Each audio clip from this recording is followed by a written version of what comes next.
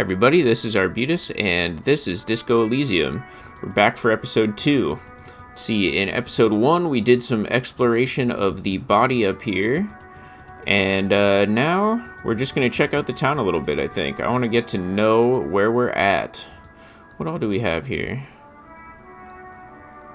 This book has a rose, a pistol, and a half-naked dame on its cover. On the cover stands a very muscular man surrounded by flames. This book is about pate. This book, you don't really understand what it is about, nor does it seem important. Book about Boy Diero culture, promotes freedom and roaming upstream. Book about the future. The government reads your mind using radio technology. Hello, sir. Step right in. The store is open. Young girl with chubby red cheeks waves at you, smiling. Her nose is also red from the cold. Are you interested in a new and exciting book? She stomps her feet to feel warmer. What kind of store is this, anyway? It's a bookstore, sir. We sell books, postcards, and some board games. It's called Crime, Romance, and Biographies of Famous People. Books, postcards, easy. Even a kid would know all this. Nah, it feels inappropriate to lecture this girl. Don't be a fool. As an expert, it's your duty to tell what you know to everyone. Let's see. Even if I'm encyclopedic, I don't want to just be like, yeah, I know what books are. I'm not that dumb. Are you okay? You've been standing here silently for a while now. Is it okay if I ask you some questions? I'll try to answer any questions you have. I hope they're about books. What is this crime business?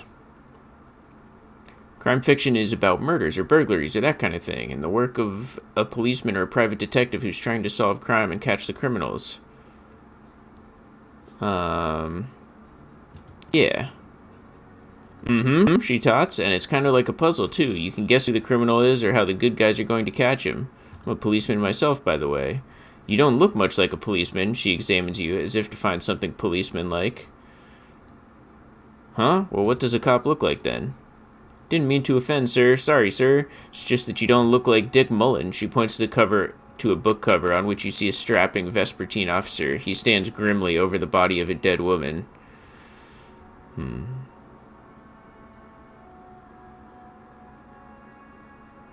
It's not your body that's important in police work anyway. It's your point to your head. Head, yes. No, your mind.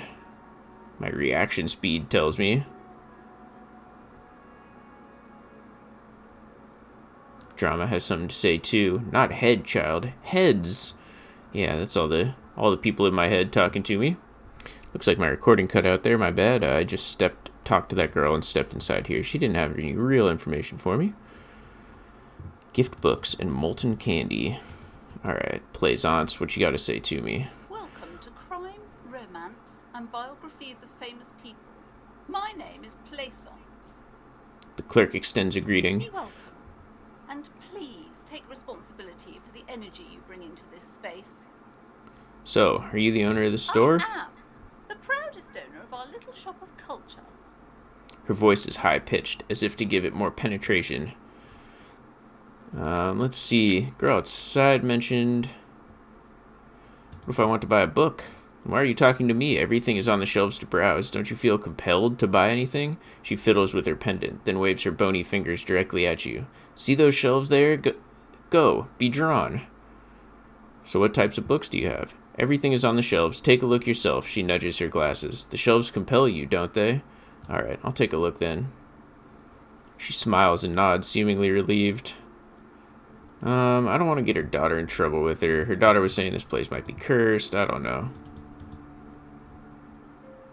She set a tattered curtains blocking the way to another room. A strange cage-like trinket dangles from the curtains. Excuse me, officer. The back room is strictly for employees only. Alright. Examine the cage-like trinket. See some kind of charm, an irregular polyhedron assembled from bones, sticks, and straws. Inside, a disturbing fish head with empty eye sockets stares at you. Encyclopedia. From the looks of it, this is a traditional Seminese ward. meant to provide protection against ill luck, bad dreams, curses, and other supernatural scourges. Who are the Seminese? Inhabitants of the Ile de Fantôme, the Seminine Islands down south. Aside from poking at it suspiciously, there's nothing else to do with the fish head charm at this time. The curtains remain shut before you. Shopkeep, what's behind the curtains? Nothing. Now please go back to browsing books, she fiddles with her pendant. Don't you feel compelled to look at the books? The books are all you care about. She speaks almost as if she's trying to put a spell on you, urging you to buy more books. Oddly enough, the more she tries to draw you away from the curtains, the more alluring they become. Alright, I'm gonna ignore the curtains for now. But trust me, lady, we ain't done here. Quaint picture book brochure, very colorful. It's a tome of fascist magic, rather candid. Everyone knows the most interesting thing about fascists was their magic. Shelf of biographies. The plaque on the shelf reads, "The biographies of famous people." You see a large variety of names, none of which ring a bell. Storekeep. Anything of note in this shelf? I would say, the woman hums to herself, "The greatest innocence." Yes, most certainly. It's an important educational tool, delving into the depths of history, religion, and their relation to inocentric power. Who or what is an innocence? A very influential historical figure, but surely I don't have to tell you that. She waves her hands, as if casting aside the thought. You're a law officer, and law officers at least have some education. Book is also very daring. The author aims to re-examine the universal understandings of the inocentric system, creating a fresh vantage point and a shift in the tired order of things. I thought it was about which of these? Innocencies, the coolest and the greatest? Perhaps for a layman, she scoffs. Deep analysis is necessary to peel back the multi-layered meanings. Do her words seem vague and abstract to you? Yeah. So you recommend it? Certainly. It's prudent for a person to have at least an elementary understanding of history and society. Imagine the chaos we'd be in otherwise. No, I don't want to buy any of this. Look through the display. Browsing through all the books and with all their names makes your head spin. None of these seem important or relevant. It's just vapid egoism. Suddenly, a particularly odd title catches your eye. It reads, High Speed Love, the tragic true love story of Jacob Ewer and Alfie Delatraz by one Cecilia Averbrook. What's it about? High Speed Love chronicles the romance between two of the finest tip-top tourney racers in history. One of them is a madcap driver, Jacob Ewer. His blonde mane graces the cover. Next to Ewer's life story, you see a slim biography of an Occidental rock star called the Anti-Star. He's famous for shooting morphine into one of his eyeballs and cocaine into the other. Next to that, Revicolian radio personality Guillaume Bevy stands in front of a rundown drug den. He's a permanent fixture on Channel 8, reporting on real-life crime and ruining cops' days. I really must insist you buy one of the books. You're interrupted by the shopkeep. Reading them is not for free. Do still browse, though, but not for too long. I'm sorry, I did not mean to rush you. You are browsing. Go ahead. Take your time. Time is commerce. Oh my god, plaisance. Shelf of paranormal books. This bookstore is not strictly about crime, romance, and biographies of famous people. There's also a wide range of paranatural literature. Yeah, these I actually want your opinion on. Sir, please no browsing in that shelf, she narrows her eyes. That wisdom is not for free. I can't have you end up, like, opening a police store next door and stealing my customers. Oh, no. Look through the shelf. Amidst the various books, you find one written by someone named Matthias W. Dundas. It's about wholeness, unity, balance. These three things are very important to the working class mind. The point of the book, and many others on this shelf, is to give people medicinal advice in situations where they don't have access to paid health services. Interesting. Let's get out of here. Just dropping things on my desk. Don't even worry about it. And I just have to check this. You know how it goes. The book collects the national recipes of Arda. They are all about lake trout. Nice.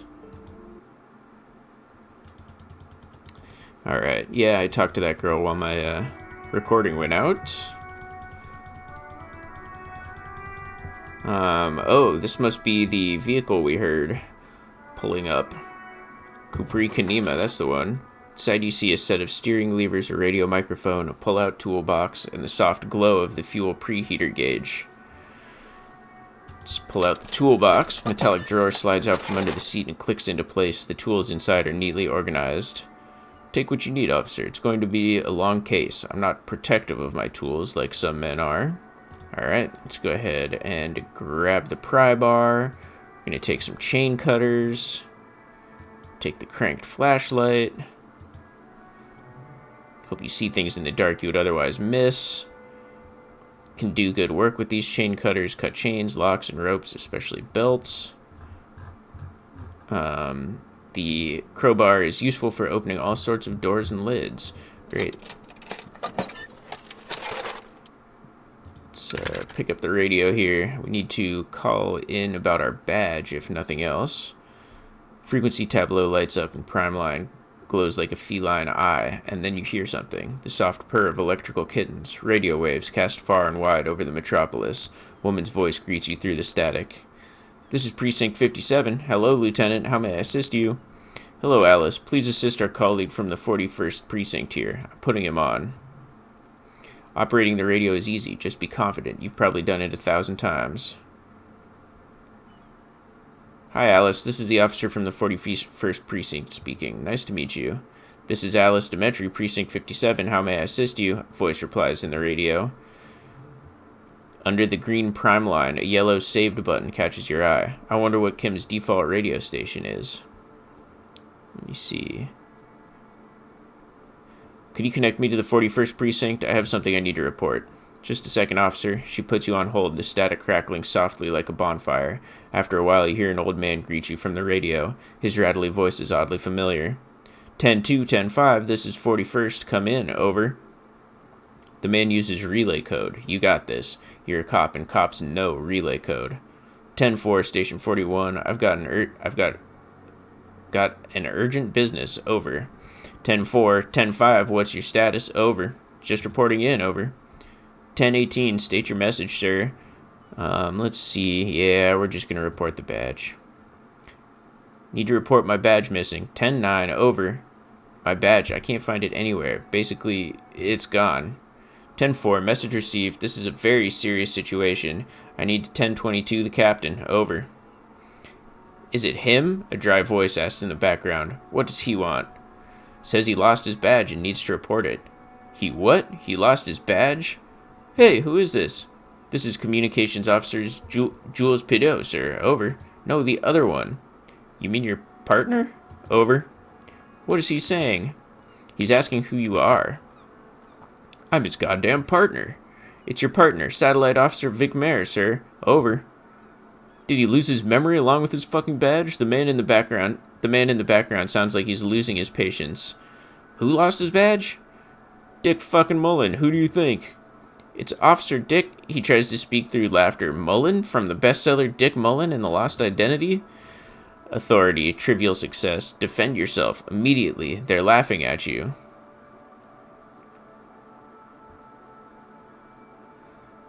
Ha ha, officer lost his badge, ha ha, like I'm the first cop to ever misplace his badge. He says this probably has happened to other policemen before him, and laughs sarcastically. Oh goddammit, is he fucking kidding? The whole station's gonna be dicked for this. Satellite Officer Vic Mayer is wondering if you might be joking, and adds that this tarnishes the reputation of the entire station. Over. Mullen dicked us. Very funny. Who's the Mullen Joker? He wants to know who you are. I'm the goddamn Heller Dollarman. Yeah, tell him I hail from the north. His laughter is high-pitched and joyous, almost childlike. Ask him, the speaker succumbs to laughter. Ask him to check his hand, the one without a wine bottle. I bet that's where his badge is. Can't we just move on? I want to get it reported and be done with it. Alright. Hey, a level up too. Nice. New task, track down your badge. Jules Pideau says, 10-4, I hear you, officer. I'm just going to make a note here that you are in pursuit of your misplaced badge. Over. Fuck me. Mac, come here. You've got to hear this. Dick Mullen lost his badge. Mac Tornson, what's going on? Super Cop here lost his badge. He lost his what now? His badge. He lost his goddamn fucking badge. Could you all please just stop saying lost his badge for a moment? He asks you to please stop saying he lost his badge. Why, did he find it? The room at the other end of the line erupts in volcanic laughter. Sergeant Torsten was wondering if you found your badge yet. Over. Reaction speed. You don't have a comeback. Sorry. It's hard to think like this. Just say nothing then. He's not replying. Looks like he's still looking for it. You can hear laughter in the background. Enough with this. I have other things to discuss. 10-9. Come again. I didn't get that. Over. The animated conversation in the back is making it difficult for him to hear you. New heights even for Captain Sober. Ask him. The speaker gasps for air. Ask him if he lost his gun too. The room roars with laughter. Sergeant Torsten wants to know if you lost your gun too. Over. Half-light. What is half-light? Check your pockets. Check your... Holy fuck, you don't know where it is, do you?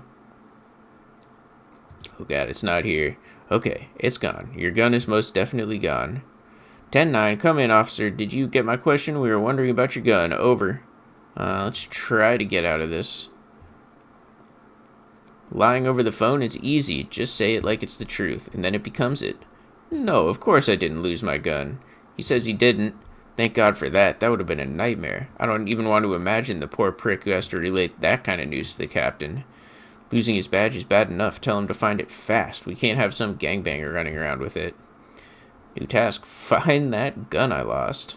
Jules Pidew. We're all glad to hear you've not lost your gun, officer. Do you need further assistance? Over. I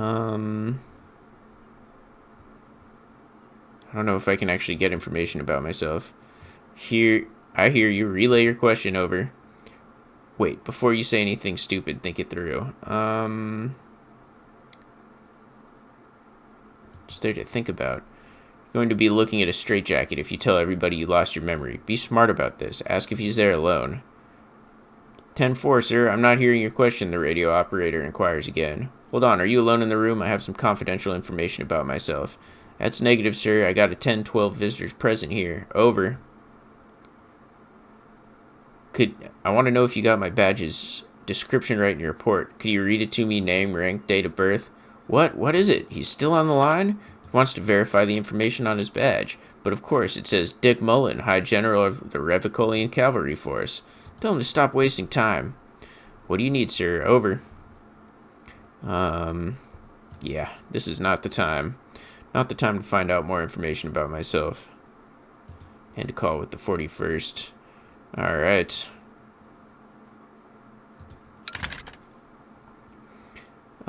This is Precinct 57. The operator greets you through the static. How may I assist you? Need you to connect me to a civilian, a Sylvie. She may have reported a murder. Of course. What is her number, officer? Kim, didn't Gart give you Sylvie's number? Yes, hold on. The lieutenant takes a look at his notes. Her number is 005-1944-298. Received. Hold on, officer. We'll wait patiently. Lieutenant Kitsuragi slowly begins to tap a little rhythm with his right foot. Quite a lot of time has passed. Officer, she finally returns. I have Sylvia Malaika on the line for you. Yes, hello? A female voice greets you through the static. It sounds like she's a million miles away from here. Hello, this is the police calling. I have some questions for you about your last days at work. Oh, right. She recognizes your voice almost immediately. Hello, officer. What can I do for you? You quit your job at the Whirling. Why? You mean why did I leave the bar? You can hear her tense up on the other side. Honestly, I'm not really comfortable discussing it with you, sir. Why not? Wait, why aren't you comfortable? Okay, did you leave because of Gart? What? She stops abruptly. No, why would you even think that? He told me he asked you out. Are you saying it didn't happen? Please don't bring Gart into this. It's none of your business. God, why can't you just mind your own business, she mutters. I already said I don't want to talk about this. You're messing everything up again.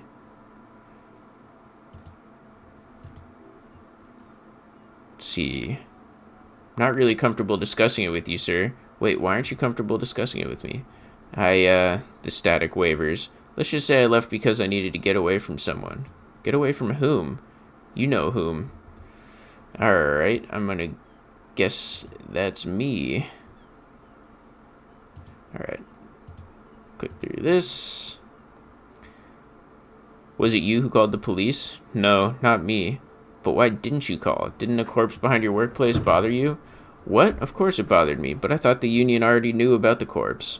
What does this union have to do with anything? No one calls the police. You can hear her adjust the receiver in her hand. The union will get angry. What do you mean by that? You know, she seems to be looking for words. What the union says goes. People listen to them, and they take care of their own, which is like everyone here. Let's see.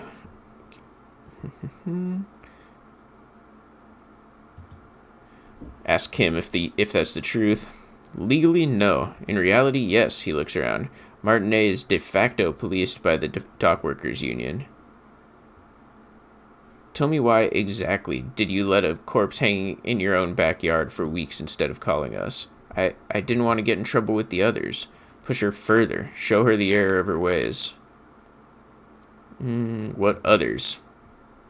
The people who live around here. Local people. I didn't want trouble. What trouble? You don't live here. You don't understand. Squealing is frowned upon here. Everything is dealt with, well, by the union, internally. You hear static, her chin rub against the receiver, then, please, I just didn't want any trouble. Alright, fair enough, Sylvie. You do? She sounds relieved. What else can I do for you? Do you know who made that call? No, sorry, I don't. She clears her throat. Not a lot of people have phones around here. Copper thieves take the wires. People don't have the money to have the cables put in again. They use the union's phone or the one on the coast. So the union has a phone. There's one further down the coast. Got it. It's just my logic talking there. Kim Kitsuragi, it was someone else. The lieutenant makes a note. We'll find them sooner or later, officer. It just might take a while. Alright, next question. No, I'm not gonna get into that with her. I do hope so. Please don't call me again. Bye. She's ready to hang up. Yeah, we'll try to be empathetic. Let's see. Alright. Yes, you have obviously done something to upset her. At the Whirlingen Rags, when she was still working there. Wait, before you go, you're mad at me, right? Tell me, what did I do? I can't remember anything. I'm not mad, it's just this static size again. You were so drunk and so emotional all the time, and then the skua thing happened. It just made me want to quit. So you're telling me that I was the one who made you quit? Yes, obviously, you were the worst client I've ever seen, and I've seen so many assholes in this place. I've had sailors fighting, union guys grabbing my ass, kids stealing booze. Once a guy was glued to the karaoke machine every night for 2 months, but you, she pauses. Go on, I want to know what I did. Well, you were worse than all of them. Honestly, you were getting borderline aggressive. Even about little things, like not turning the volume at 3 a.m. I even liked one of those songs you kept listening to on repeat. No more. I hate it now. Hold on, which song? We Go On by the O.O., she sighs. I can't listen to it anymore. You've turned it into a parody. Sorry. Sorry about the song. To hell with that song.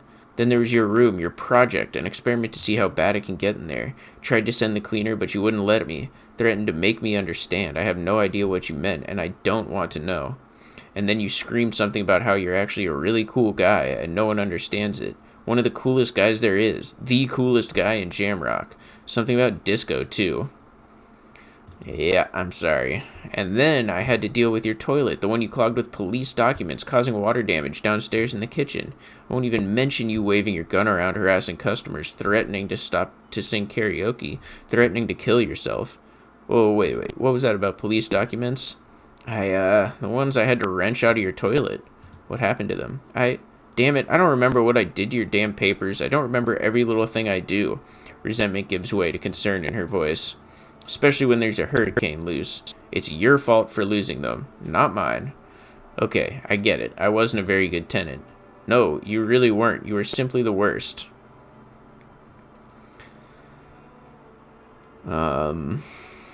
Truly sorry for everything, Sylvie. God, I knew I shouldn't have brought it up. Just try not to call me again. And let's pretend it never happened.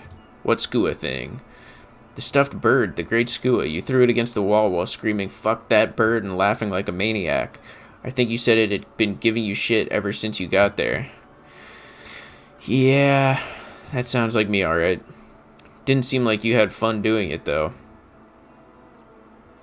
But when I spoke to Gart, it seemed like he thought you left because of him. Wait, really? No, this is absolutely not true. I like Gart. I really do. Didn't he cross the line when he asked you out? No, I was actually flattered. I've always liked him. It was just bad timing with the corpse and all that. There's a pause. You can almost see her on the other side, the telephone cord coiled around her index. I didn't know what to say to him later. Then you came and destroyed the place, so I left without explaining. I should have told him, maybe. I can tell him. Okay, but please don't mess it up. Please don't take out your gun or something. You hear a sigh of relief on the end of the radio. Wordless, the call breaks. Then the already familiar voice. From Alice. Anything else I can help you with, officer? Ignore Alice and press the button labeled saved. As always, it's DJ Mesh and Flocchio, and you're listening to Speed Freaks FM, bringing you the hottest, the nastiest, the most vulgar. A flock of seagull takes off nearby, startled by the roaring radio.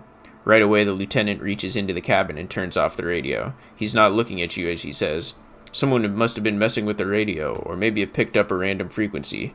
You wanted the prime line, right?" "Sorry, yeah, I wanted to contact the dispatch." Alright. I am done with this for now. In the cabin, yeah, the steering levers. Let's see what those do. Very familiar. Metal clutch handle, very familiar in your palm. Tap on the fuel preheater gauge. As you tap on the gauge, the indicator pin jerks as if startled. It's in the large orange sector, indicating the engine is warm. Next to the gauge is a red switch labeled heat. There's no use pressing the heat button, he says, and jingles his keys. It won't start without the ignition key. Translation, we're not going anywhere right now. Alright, fair enough.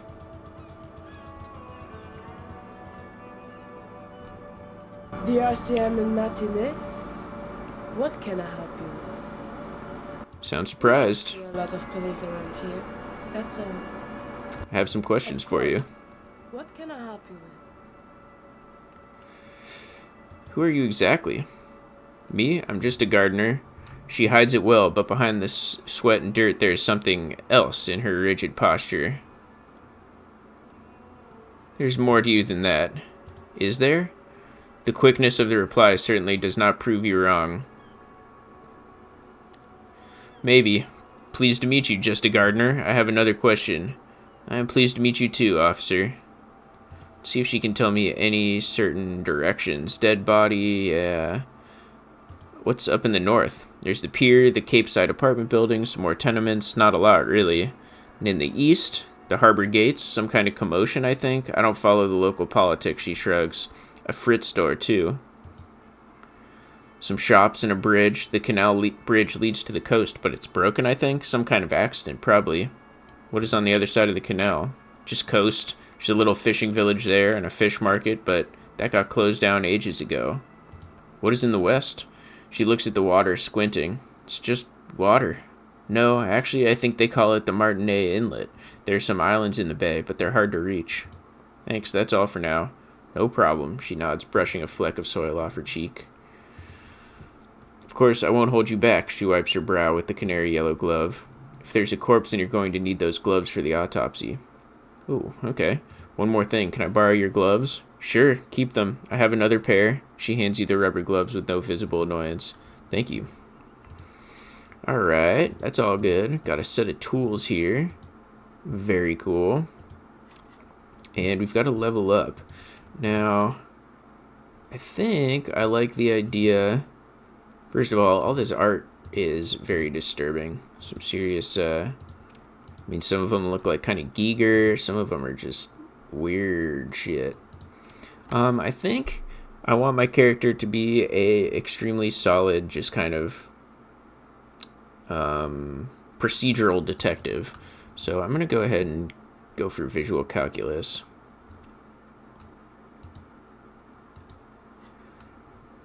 Let's see, quest-wise.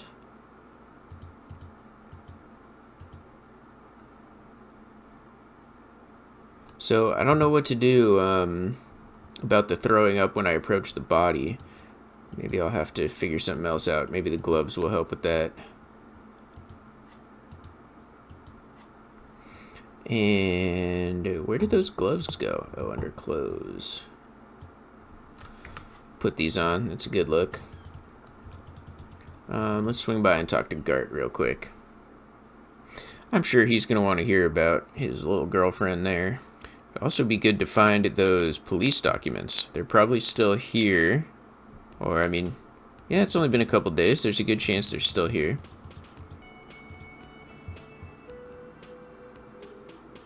Real mature, man. What exactly were you trying to accomplish? You do understand you still owe me money, right? Yeah. Damn, your feet thought we got away. Don't I get something for the effort? You know what? The stupid drinks you've had are on the house. You know why? Because I know you can't pay for them. Not because you ran away. Crosses his arms. Now I still have to charge you for 3 nights in the broken window. That's 100 square. So we're cool? Not entirely cool. You still owe me 100 real. If you don't have it by tonight, I can't let you back up there. Points upstairs towards your room.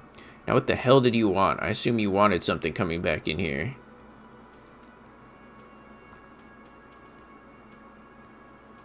I've seen something here at the Whirling, Gart. A thing I need to talk to you about. He rolls his eyes. What thing? Gart, I saw a sign that said I couldn't go into the kitchen. Why can't I go into the kitchen? What are you, a cook now? That's none of your business. But there may be something pertinent to the investigation in the kitchen. He rolls his eyes. He wasn't pan-fried. He was lynched. What could the kitchen possibly have to do with... Changes his mind. Fine, okay, the kitchen is closed until 1300 because the cook is working. Yeah, I know I read the times weird. Sorry, that's just how I say them in my head. Because the cook is working. You can snoop around after that if you must. Alright. I might do that. By the way, you should come back to this thing-based questionnaire if you see anything interesting in the Whirling later. Oh, okay. I talked to Sylvie. She left because of me, not you. Wait, what? He looks up, surprised. But what about the bird? The bird? Yes, the bird. I found it lying on the floor with a broken wing the morning she left. She didn't break it. I did. I threw it against the wall. You broke the skua? His face is flushed with emotions. A rash covers his neck. I assure you, it was him. Why on earth did you have to break the skua? It's a mystery. I can't believe it. I was so sure it was Sylvie. Even worse, I thought she was going to send a message. Symbol of hope and all. A tender type of hope. Something stirs in you. Perhaps this is why you broke it. Alright, he calms himself. Did she say anything else? About me, you know? He repeats, did she say anything about me? She said she was flattered. It was just bad timing. Really? The man doesn't know what to say. He wipes his brow and stares at the counter. I should give her a call then. Yeah, why not, bud? Thanks, I guess. Gives you a short nod. Was there anything else you wanted, or...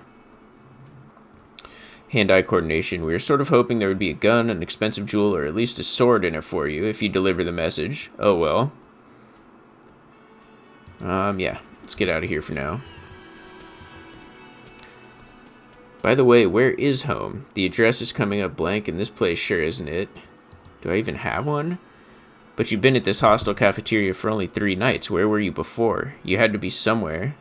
I don't know. Near? South, maybe? You don't really know. You don't really know, do you? I only have a vague blackened image. A vague blackened image doesn't sound like somewhere you can stay if you run out of money. Could I trace the way back home somehow to the exact street, the exact number on a building? The lonesome long way home. New thought. You can try. Run some addresses in your head when you get the time. Maybe a street or an apartment will appear. Oh, what's this? Oh, nice. This is my THC menu. Nice. Whoa. There's like slots here. I'm gonna internalize this. So, what is this? Let's rewind. Trace your drunken steps back home. Jump across the raised channel bridge southwest of here. Fall over. Get up. Get off the asphalt in 20 minutes. Shuffle your feet through courtyards, scaring little children. Go under the great raised motor track, the 881, until you reach Le Domaine Eminent in North Jamrock. The streets are frozen this time of year, caked with ice. Walk down Main to Perdition. There's a side alley there, and your footprints in the mud. Okay. Research time is 6 hours, 5 minutes. Temporary research bonus. +1 encyclopedia. Okay. So wait, how exactly does this work? Does this mean I get the bonus until the research time wears off? Because, like, this is a quest. I could follow this, right?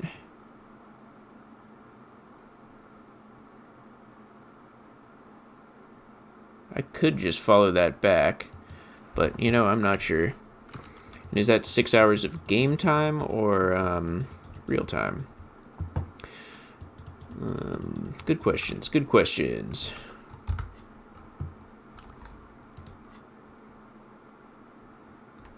Six hours, 5 minutes. We will check it at 11:38 game time and see what's up with that.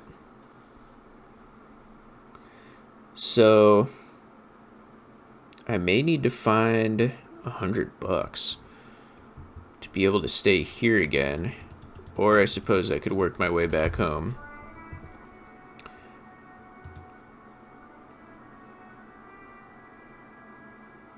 Alright, so yeah, I will try to make 100 G's here.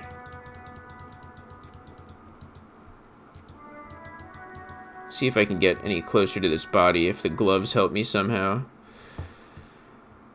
Corpse looks at you with bulging white eyes. The face around them does not look human. It's swollen and ready to burst. His lips are fish-like and his tongue like a ball gag in his mouth.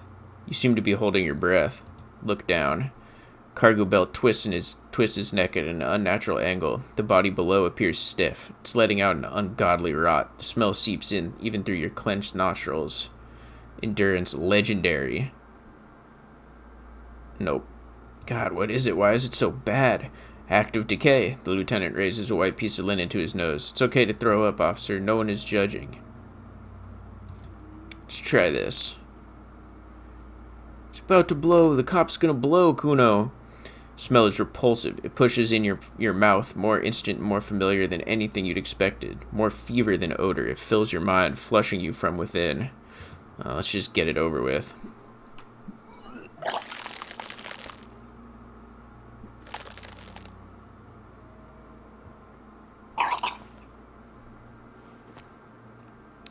You feel a great force wringing you from your stomach. Your body curls and pushes it out, burst by burst, till a pool of vomit lies under your feet and your throat stings from the stomach acid.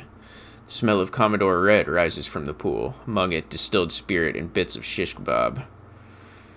God, it's okay. Happens to everyone. The lieutenant hands you his white kerchief. Keep it. Thanks. Wipe your mouth. The hangover is clearly making this worse for you. You could use some ammonia to clear your head. Think ammonia would help?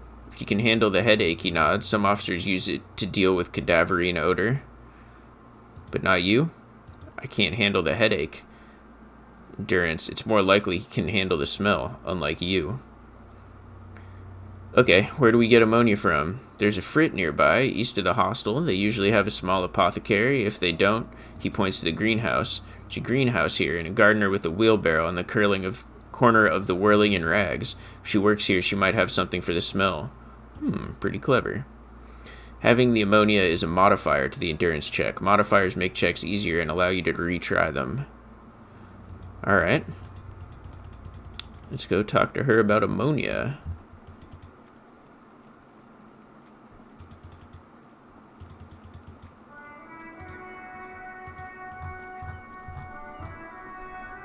I can't believe it's snowing again.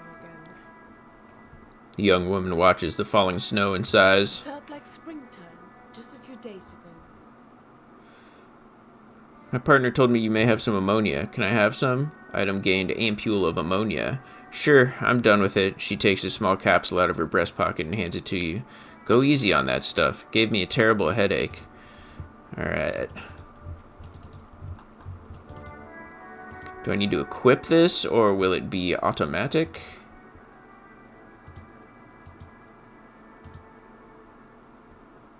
Grand Quran. There we go. This is a quest item. You don't have to equip it to use it. Just having it in your inventory is enough. Excellent.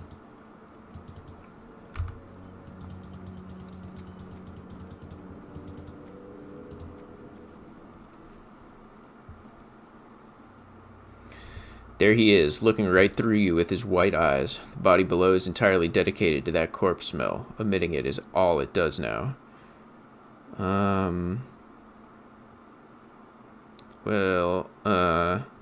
Let go of your nose without throwing up. There goes that ampule. No. Doesn't help. So, let's see. I'm pretty sure that's the drowner dying noise from The Witcher 3. Anyway, the ammonia only makes it worse. The combination forces tears out of your duct. You manage to keep it in once. The second time, not so much. When the vomiting is done, your cheeks are wet with tears. The ammonia didn't help at all. Nor does the wind right now. You feel a lieutenant pat empathetically on your back rhythmically. I've seen strong men turn themselves inside out for hours. You're facing tough odds here. Alcohol withdrawal makes it considerably harder. Why can't I keep it in if I've been a cop my whole life? I've seen captains puke their guts out. It never gets easier. You never get used to the smell. Every Monday is cadaver day. Throw up, investigate, throw up, initial autopsy, throw up, bag it. He pats on your back again. Then drive to the station. Maybe throw up on the way there if you didn't bag the thing tight enough. You seem fine. I think I've lost my sense of smell. There's a pause. A white lie. Not being hungover helps too.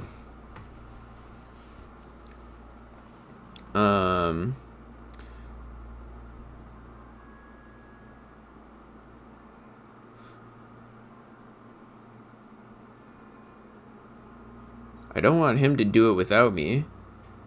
I don't really want to do something else. I want to figure out a way to do this. I do want to still be a detective. Do it without me. No, can't we just do something else? That's probably a good idea. Clear our heads. But before we can do that, he withdraws his hand from your back and looks you in the eye. You need to get your shit together. Yeah, fair enough. Okay. Thought gained. Volumetric shit compressor. We should go talk to the locals. Find something else to do while the wind changes. It's pretty bad right now. You have received a thought. When this dialogue is over, go to your thought cabinet in the bottom right menu and equip it. Give it half an hour, get yourself together, then come back, and we'll have it another go. Okay. So what's this one? No temporary research bonus.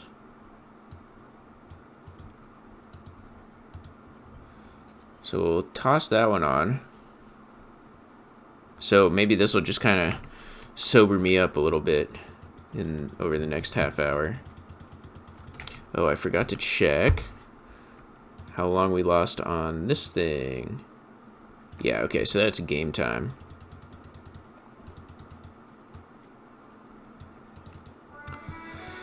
Okay, well, that may be as far as we can get with this for now. An ancient fountain doesn't pump water anymore. There's a tree in it.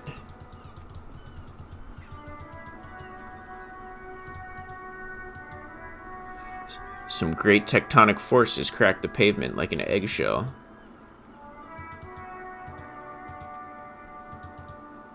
Tire tracks leading onto the roof. The slush and rain has almost washed them off. Okay. But I can't get up to the roof.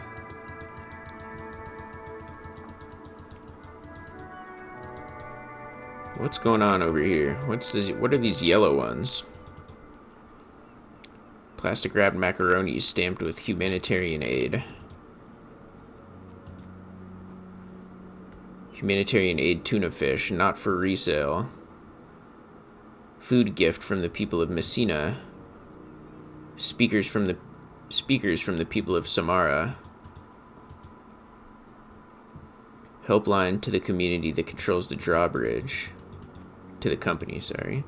Hot air rises up from the sewer, sour, acidic, and strangely comforting. Huh. Can't help but wonder if I have been a cop all my life, or what. I guess I've been a cop for at least for a while. Seems like the people on the radio knew me, but without any recollection, no gun, no badge. I don't know. How do I even know what I am? Goods from the lorry haphazardly litter the surroundings. Ah, here's a bit of a protest. Alright, you know what? This has been another good long episode. We talked to a couple people, and they seemed rather downtrodden and sad and everything, so that fits in with the story. But seriously, we made some progress on our main mission, and we will come on back and see what else we can figure out about this decomposing body. Thanks so much for watching, and I'll see you next time. Thanks, bye.